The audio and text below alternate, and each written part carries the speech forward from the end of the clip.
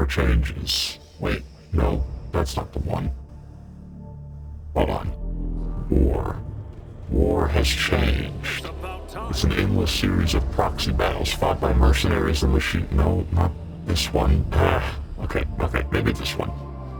In the beginning, God created the heavens and the... damn it, okay. Where is the right dialogue script? Wait. I think I got it now. It is the 41st millennium. For more than 100 centuries, the Emperor has sat immobile on the golden throne of Earth.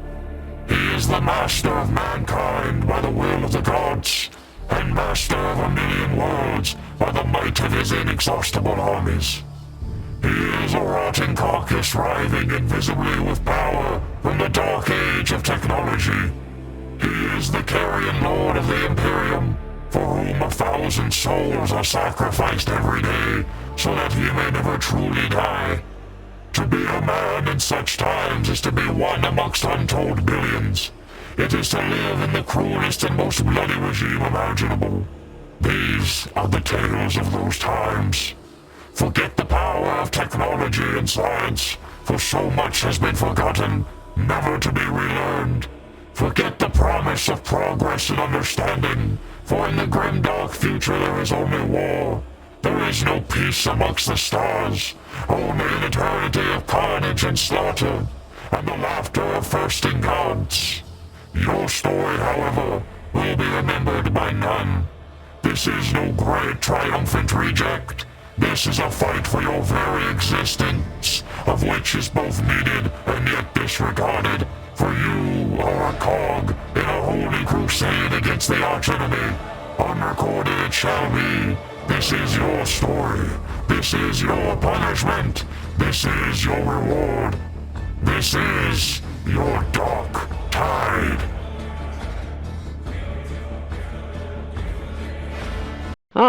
Hello, Gordon Freeman. It's good to see you. I have been binging this game in my free time nonstop ever since I got it. Warhammer 40k Darktide is a horde shooter set in the Warhammer 40k setting.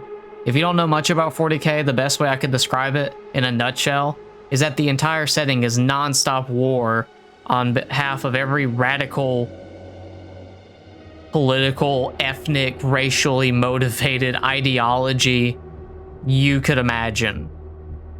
And all of it occurs in a sort of sci-fi grimdark setting. In Darktide, you play as a reject, an initial prisoner turned servant of the Inquisition. Your newfound purpose is waging war against the chaos forces of Nurgle as you attempt to retake Atoma, which is a planet that's important to somebody. I mean, these planets get taken over by chaos in the Imperium. For every one planet the Imperium loses, it gains like 10 more, but hey, this is where you are. I'm gonna stress out the gate that this game is probably unironically held together by some sporadic machine spirit, and it's undergone a lot of changes since its release and still has some issues. So before we cover the game proper, I'm just gonna knock all the bug issues points that I want to make first so we can enjoy the rest of the video. I'm frankly not sure where to even begin with these, and this is made more complicated by the fact that as of today, August 19th, when I'm recording this, a hotfix was released, which was supposed to fix some of the things that I'll say. However, the machine spirits are fickle, and apparently the hotfix broke more than it fixed and is causing crashes. I don't know.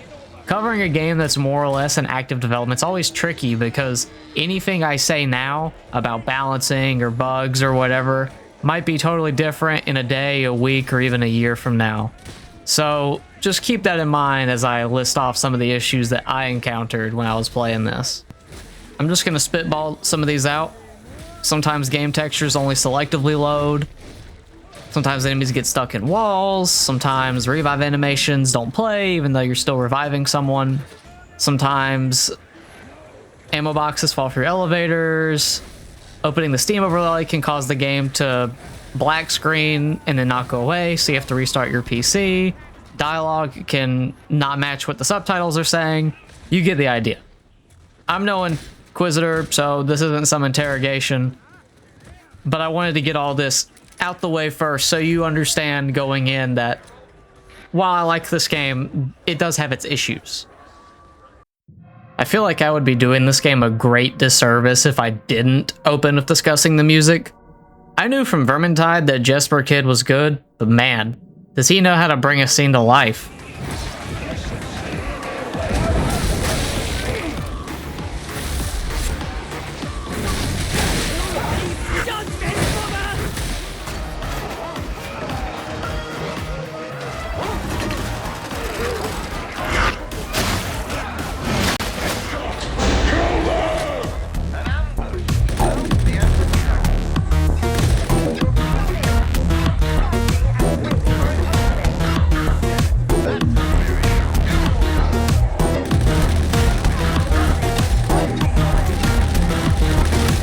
Every track, every ambient piece, every mission piece, every boss piece, it's all just so good. I don't think it would be possible for me to find something I dislike about this game's soundtrack, even if my life was on the line. I think Kid has shown me that Techno Mechanicus might actually be my favorite gaming soundtrack subgenre. There's just something so unique about the game's soundtrack that personifies 40K. I know more triumphant beats you would hear in something such as Dawn of War, Space Marines 2. Those beats are good for those games, but man, Darktide, it just captures what I love about 40K. The music is chaotic, it's intense, it's scrappy. It's like a barrage of mental assaults that keep you engaged during battle, but it's also aware when it needs to pull back to a more calm, yet ominous tone.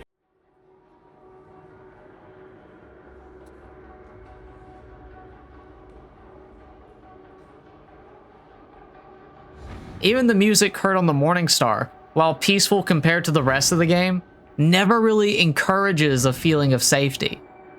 Good sound design is especially important for horde shooters, so it's a good thing that the sound quality across the board is really good. Every weapon sounds impactful, and while I can't say the same about how they feel to use, they certainly meet the mark in what you hear when using them.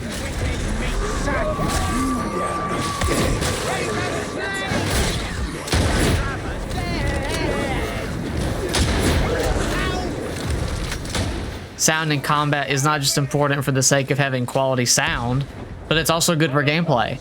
Being able to make out what kind of enemies are approaching, the loading of an enemy flamer, the barking of a poxhound, it's all good. It's practical, and yet it's so good. Even sounds you probably wouldn't fixate on too much, like the UI sounds, they're good too. When something as simple as buying weapons from the armory sounds good to hear, and that's your baseline, you know you've done a good job at sound design. Is there anything more?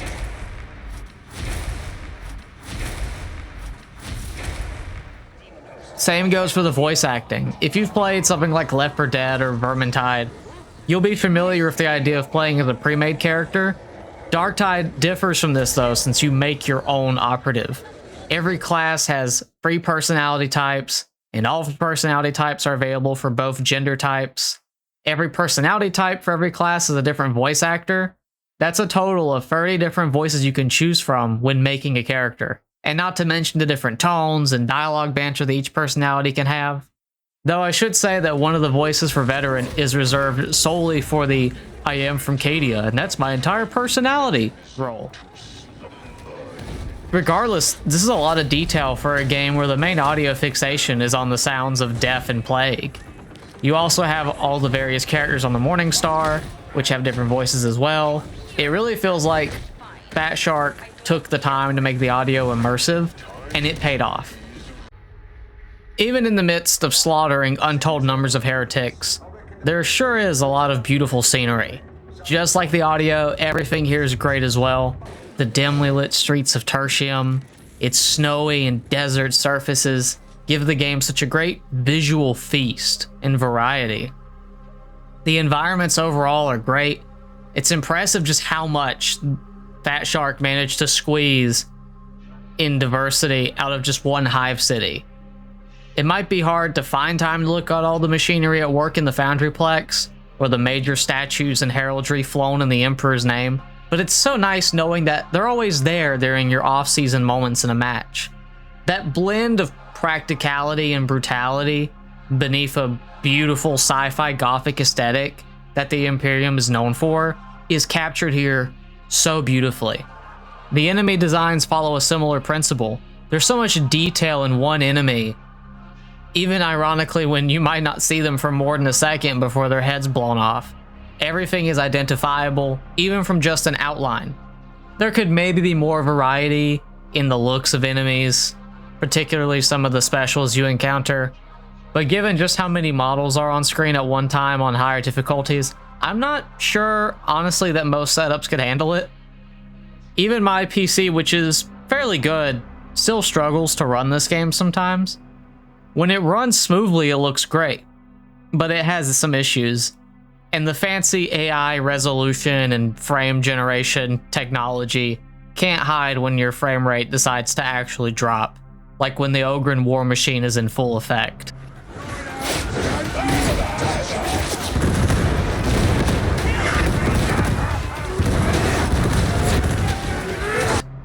The cosmetics for your characters are just as detailed as everything else, though trust me, we will get to this game and its cosmetic decision making.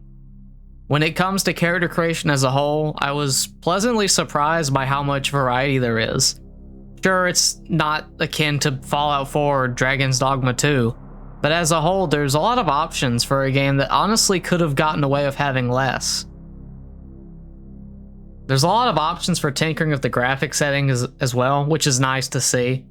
The game does have the fancy NVIDIA ray tracing, and to its credit, this may be the first game I've played where I can actually tell what ray tracing's doing, and it looks good. Even with my fairly decent PC, I still can't have it on without suffering a much worse frame rate, or turning down everything else to compensate. Plus, my recording software really didn't like having it on, and the game still looks great without it. But if you have NVIDIA and you really want it on, I say it's visually worth it. Your frames just might suffer as a result. Overall, the visuals look great. All cool, no heresy here, all praise. Which is sadly not something I can say for the gameplay. Were I to cover every single facet of gameplay this game has, we would be here for a long time. So I'm just gonna give the Magos's Notes version with a few bits and bobbles thrown in there for extra detail. But let's start with the basics. Combat at its core is a mixture of hitting, shooting, and knowing where and what enemies are coming at you. You also have a stamina bar, a toughness bar, which is like temporary HP, and an actual health bar to look out for as well. Every class has access to a key grenade usage, class ability, and a class aura. Before even going into the actual implementation of these mechanics, we run into our first issue, which is the UI. If you've played Vermintide, you know dodging in melee is a core part of not getting your face smashed in and turned into something that not even Slanesh could love. That's true in this game too, but there's a catch. Dodges are limited in their effectiveness. Different weapons, stats, and talents can all influence this, but the main issue is that after a set amount of dodges, your dodges no longer work, and you gain a debuff to your dodge speed and movement speed. On its own, this would be fine, but the game never actually explains this mechanic to you, nor does it actually show you how many effective dodges you have left. This means you either need to commit to memory how many dodges your loadout has, or play conservatively with them, lest you suffer the consequences. I'm really not sure why there isn't a UI widget that appears when you're dodging to show you how many dodges you have left. It seems almost intentionally detrimental for the player to have a mechanic that can literally be the difference between evading a hit versus getting one shot, whilst not being able to see how they're engaging with that mechanic. There's mods to fix this, but that's only for PC, and as much as I love modding literally everything I play, something like this should just be in the base game. On your first character, you're required to play the prologue and do basic training. The game does a good job here, showing you how to move, hit, block, how to use support crates, revive, and whatnot. I'm hesitant to call this game a rhythm of sorts, but it can feel kinda close at times. Regardless of what build you rock, you'll cycle between the basics no matter what you do. Every class has access to a variety of options for their preferred flavor of heretic regicide, and as of now there's 5 classes. Special Boy Ogryn, Big Guy, Crush Everything, Don't Die cause you're too tanky, Milsim Larper Vet, who is kind of in a weird spot, but he shoots stuff the best, Theology Bro Zealot, who can sprint everywhere and hit things, Police Brutality is a Go Arbitrator who's just good at everything he wants to do, and then my personal favorite, Schizo Psyker, who's your local, I'm totally talking to the Emperor bro, please, I swear, warp enthusiast, who can magically murder things in a variety of different ways. Your build, as it were, regardless of what class you play, is pretty much defined by your weapons, curios, talents, and then your weapon perks. Every class has different options for smacking or shooting, and while every class, say for the Ogryn, shares some weapons, each also has their own unique options too, like the Zealot's Eviscerator or the Psyker's Staves. Weapons have their own mastery levels, which is like an XP system tied to the weapon. Use the weapon, XP goes up, unlock more power level, and perks to put on said weapon. Good system. Lastly, some weapons have marks or variations, which depending on the weapon, can change the entire moveset of the weapon you're using. While I may have said every weapon looks good and sounds good, I can't really say that they all feel good to use, and this is where the first major problem sort of arises when I was playing this game. Depending on what difficulty, variation, and even class you're using, some weapons, especially early on, can just feel downright terrible to use. For example, when I first started using the double-barreled shotgun, it felt bad. Bad as in, why is this even in the game levels of bad? But once I stuck through with it and brought it with me to Havoc, everything made much more sense. Where I once saw a tickle gun at best, quickly became a please maintain distance away from me button.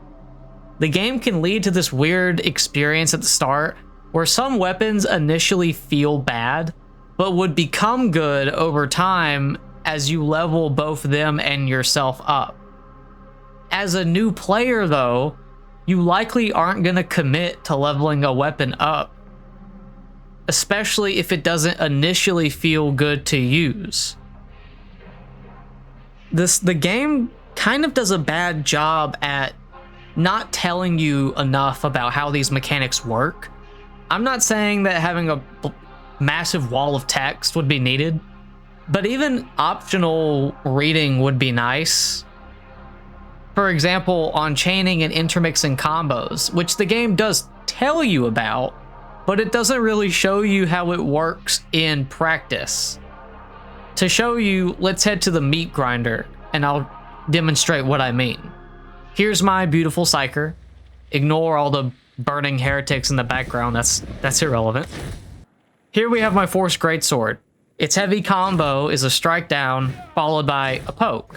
However, if we do a heavy followed by a light, we can cycle between these two in a new combo that functions as a sort of rotating strike down spam. If we fully commit to a light chain combo, we can then cycle between horizontal lights and heavies. And pretty much every melee weapon in the game has something like this in its moveset. And while it's nice to figure these out and learn them, the game just doesn't really demonstrate that's what you should be doing.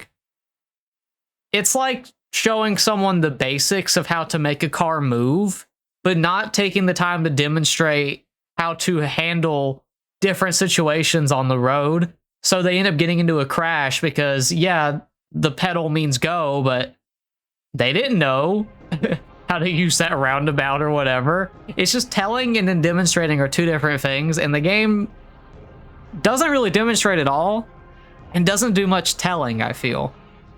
Touching on talents, it's a bit hard to explain how each class feels, since each class can feel like how you build them. Like the Psyker's default perk and grenade ability are a pushback and single target strike respectively, but you can opt to change your ability to a shield or a scaling buff over time, or upgrade the abilities you start with.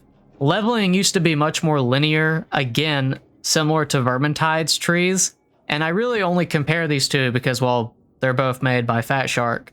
Now though, you can really take your talent path in whatever direction you want. Even when maintaining an overall theme, the actual execution of two similar loadouts can be totally different. No two stealth vets will feel the same. Except for when they kind of have to. Let me explain. There are some talent choices that can feel borderline mandatory. Let's look at the vet. Not my main class, but he's the most prone to this issue, I feel. The vet is, generally speaking, fairly squishy, especially at higher difficulties. The Psyker is also squishy, but he's meant to be a glass cannon. The vet feels odd in that its default ability is a stance that just improves your range damage. The upgraded version lets you refresh the ability, reduces weapon spread, and adds more weak spot damage. And that sounds okay, but it becomes even less appealing when you consider that while ranged is an option, it's often not something you can spend the entire match in because you'll be forced into melee against hordes and elites fairly often. Compare what I just described to something like Voice of Command, which knocks back all enemies around you and restores toughness, or Stealth, which also restores toughness, improves your movement speed, and makes you hidden for 8 seconds. Suddenly, Executioner stance becomes less appealing, even if the talents you could spend to make it better, depending on your weapon of choice, it can feel really bad. Then add on the Survivalist aura, which restores ammo every time you or a squad mate kill an elite. Then also consider something like Demolition Stockpile, which restores a grenade charge once every 60 seconds. You see the issue? Some options feel almost necessary regardless of what build you're doing. And this isn't even all the examples for Veteran alone.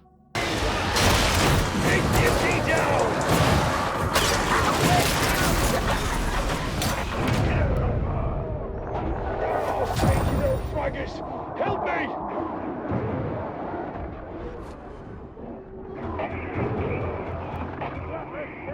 Get me up! Come on!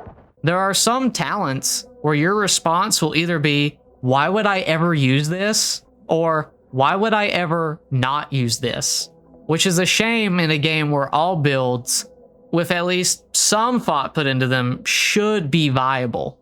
This isn't to say you can't do some quirky builds. I mean, I have a Psyker whose entire build is fixated around sprinting around the map, stacking as many damage over time effects as possible. So it is doable, but it'll feel like the game's trying to fight you on it sometimes. Keep all this in mind though, because as we talk about difficulty, the game forces you into the dreaded word that I hate anytime I play a game like this or an MMO, which is meta. Without going into the story yet, the mission structure is fairly linear for your first character at least. On your first character, you're going to go for the game's story, which is a sequence of numbered missions that have tailored spawns, dialogue, and even some unique boss fights thrown in there, and areas too. Previously, this didn't exist at all, as the game launched with no actual campaign. After you've completed the campaign, you're free to do any mission type you want. Different missions can occur in the same or different areas, have different objectives, as well as having different unique modifiers. Just watch out for when you get to Maelstrom. Get back to me on how that treats you.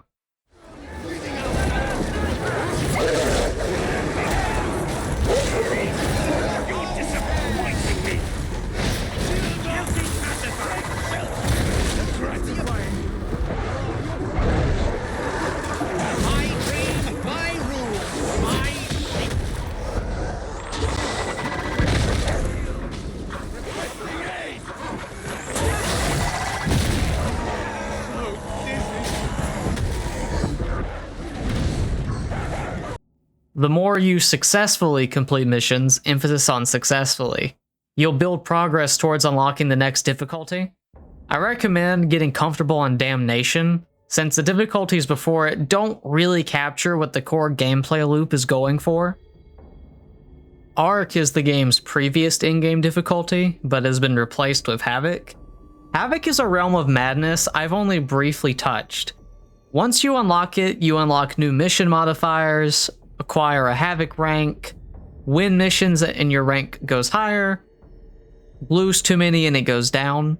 Havoc is where the game shifts from varying degrees of viability and builds to being put into meta servitor status, because everyone in Havoc is trying to raise or at least maintain their rank.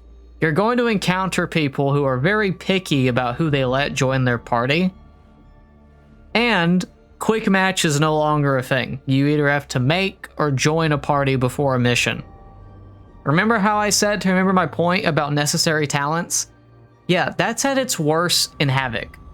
If you're a Psyker, for instance, it becomes borderline necessary to bring the Bubble Shield ability, which blocks all incoming ranged attacks and restores toughness. Even if you didn't need it, you're often going to need it because of the way the missions are designed, and you're going to encounter players who expect you to have it. And if you don't have it, and your other players don't like that, you're not getting into a Havoc game. When one player goes down in Havoc, most of the time everyone else does too. Having played a couple of missions in it, I'd recommend to not do it if you aren't interested in really trying to min-max a build and don't care for meta play. Though if you ask me, you're a reject. Your methods shouldn't always be orthodox. Oh, there they are.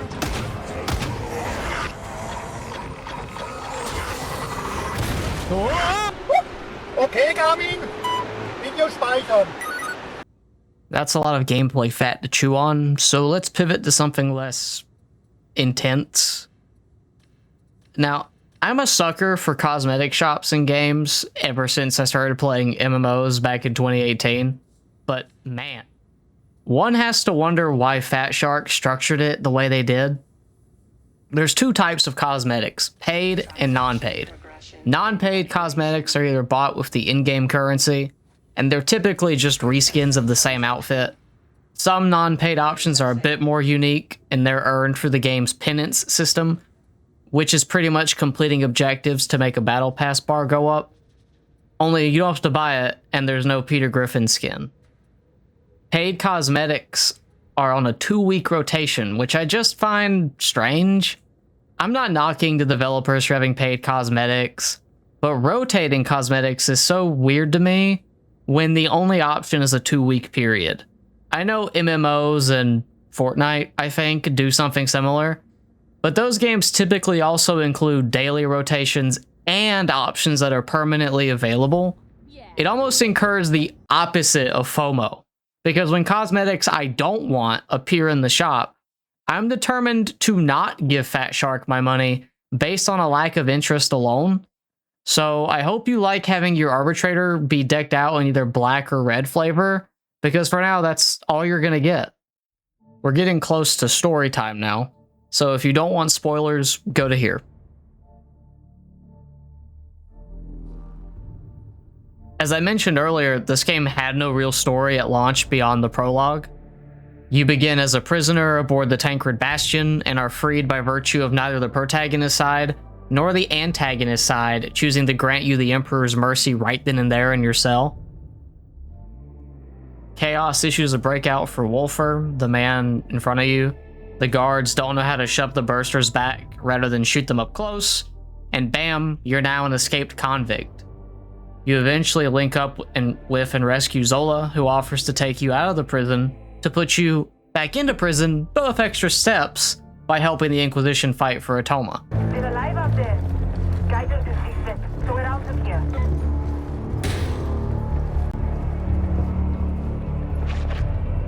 Well, you coming or not?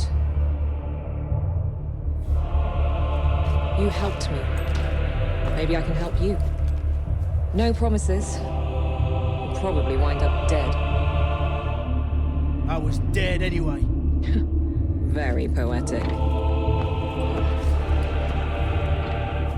Just don't tell anyone I let an escaped prisoner save my life. Or you'll be more than dead. You, grateful as you are, obviously accept, because you're not going to refuse. And then there you go. You're now a wage slave, except you don't get paid. So you're just a slave for the Inquisition for the rest of the plot. Sounds great. The actual mission structure for the story isn't exactly plot heavy, but each mission does portray various aspects of what the Inquisition is up to via dialogue for the different characters. The actual story creeps in slowly as you unlock more areas of the ship and meet new NPCs and complete more missions. Eventually, you will get a cutscene showing the arrival of the Mobian Six, which is one of two antagonist forces you'll be facing on your stay at Atoma. Well, them and the Cult of Admonition. As you progress through more missions, you'll begin to hear about a traitor being aboard the ship, and you'll get a cutscene showing how Wolfer and the Mobian Six turned to chaos in the first place.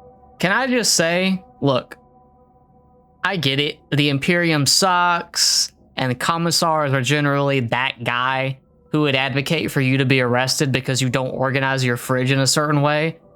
But in Wolfer's case, his reasons for betrayal are kind of silly. He loses one battle, a blatant Nurgle heretic shows up, and instantly Wolfer's like, wow, I guess I better kill everyone around me. So he shoots the commissar and goes full traitor.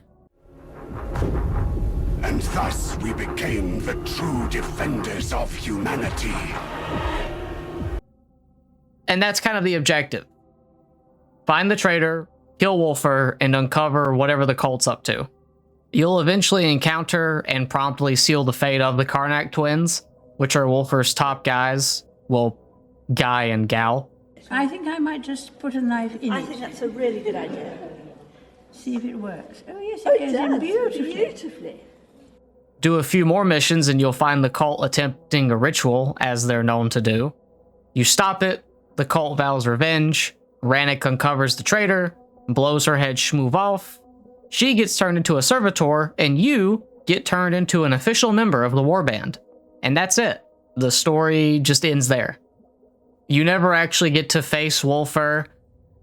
I think the reason for this is because he's technically a recurring character in some of the missions, because canonically the war for Atoma is still happening post-story. So killing off Wolfer would be kind of strange when you do missions that have him on the hot mic spewing his game.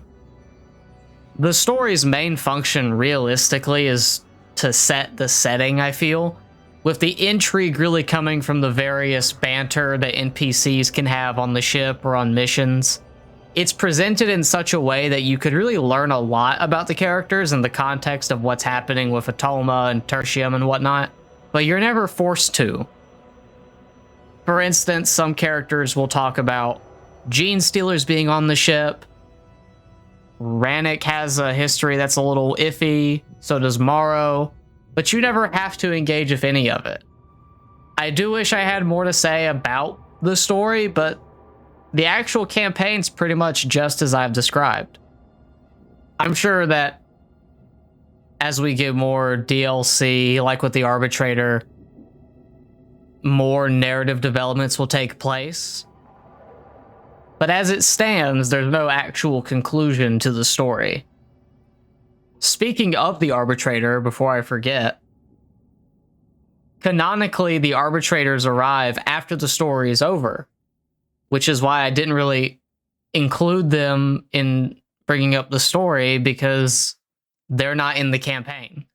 You could still play the campaign as an Arby, but just like most cops, they show up after the crime's already committed. So don't be surprised when Morrow or Rannick call you a worthless reject when you're playing the story. Here we are at the end. The fight goes on and we must as well. Despite its issues, I really like this game. It's something that I will easily keep playing as time goes on. I really am fond of the more grounded 40k settings. For a long time, I never bothered to get into 40k, unlike with fantasy, because so much media just primarily focused on the Space Marines, which I don't find terribly interesting. But thankfully, games like Darktide and Rogue Trader have proven me severely incorrect in that assessment. I think what this game really needs is a new faction. Only fighting Nurgle can get pretty stale. Maybe some Gene Stealers or Rogue Mechanicus, coupled with a Hive Ganger or a tech-based class to go along with it. I know the game used to be pretty rough at launch, so I'm glad the devs have committed to improving it to where it is now, even if they do so at a slow pace at times. This gets an easy recommend for me, even more so if it goes on sale. That's it. See ya. And remember, the Emperor protects.